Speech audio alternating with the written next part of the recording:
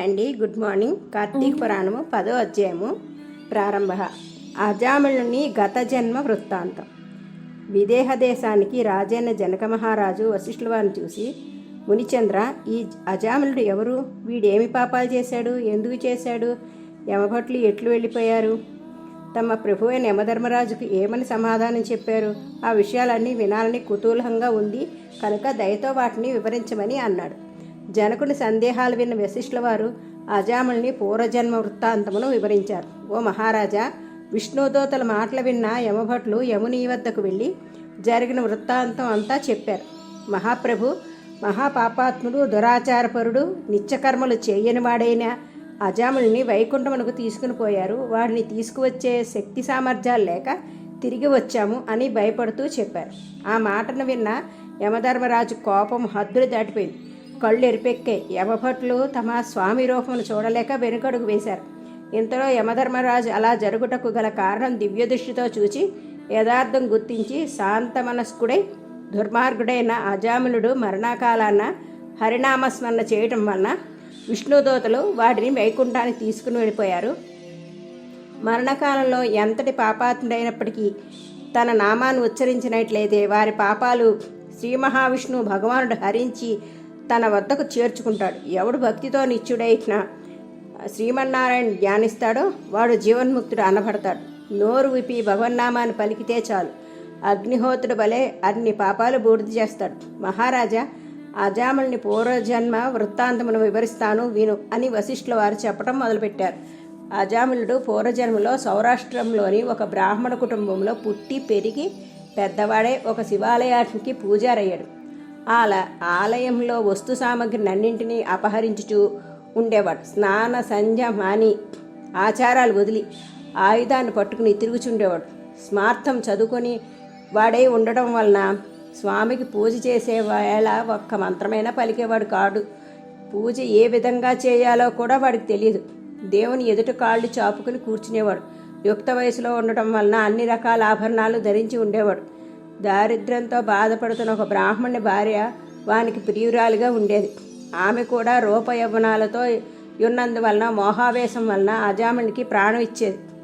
ఆమె భర్త ఇతరులకు అన్యాయం కోరుకునేవాడు కాదు. అతడు గ్రామాలు, పల్లెలు, పట్టణాలు మొదలగు చోట్ల భిక్షాటన చేస్తూ భార్యను పోషించుకునేవాడు. ఒకనాడు భిక్షాటన పూర్తిగా వించుకుని ఆకలితో ఇంటికి వచ్చి ఆ మూటను కింద పెట్టి ఆకలి చంపుతుంది, గుక్కడు మంచినీళ్ళమని భార్యని అడిగాడు.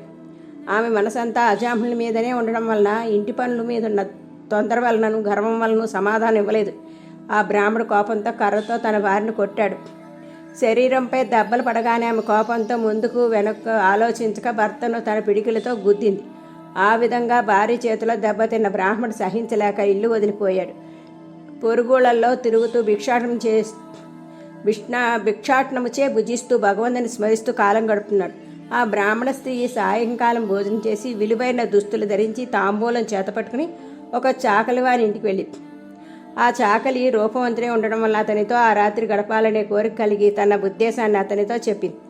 ఆ చాకలి మంచివాడవటం వలన ఆమె కోరికను కోపగించుకుని, ఓసి మూర్ఖురాలా, ఈ రాత్రి వేళ మా ఇంటికి ఎందుకు వచ్చావు? నీవు బ్రాహ్మణ వంశంలో జన్మించావు. నేను నీచకర్మతో జీవించేవాడు. నీవు కోరినప్పటికీ నేను అంగీకరించటం మహాపాపం. నేను ఇంతకంటే నీచ జన్మ ఎత్తాల్సి వస్తుంది. నీవు వచ్చిన దారినే వెళ్ళిపోయాను నేను. అయినప్పటికీ ఆమె వినకుండా వాదులాడుతూ ఉంది. ఆ చాకలివాడు భరించలేక కొనల నుండి నిప్పులు రాలుస్తూ ఆ బ్రాహ్మణుని రోకలితో బాది ఇంటి నుండి వెడలగొట్టింది. అవమానంతో ఆ బ్రాహ్మణ్ణి అక్కడి నుండి రాజమార్గం గుండా పోతూ అజామిళుని చూచి అతని చేయి పట్టుకుని అతని వెంట వెళ్ళి ఆ రాత్రి తన కోరికను తీర్చుకుంది. మర్నాడు ఉదయం లేచిన తదుపరి తాను ఎన్నంటి దినము చేసిన పనికి పశ్చాత్తాపడి తన భర్తను వెతుకుతూ అతన్ని కలుసుకుని జాలి కలిగే మాటలు చెప్తూ క్షమించమని కాళ్ళ మీద పడింది. దయాద్రోదరి అయిన ఆ విప్రుడు ఆమెను మన్నించి తిరిగి ఇంటికి వచ్చి సుఖంగా కాలం గడుపుచున్నాడు. ఈ విధంగా కొంతకాలం గడిచింది.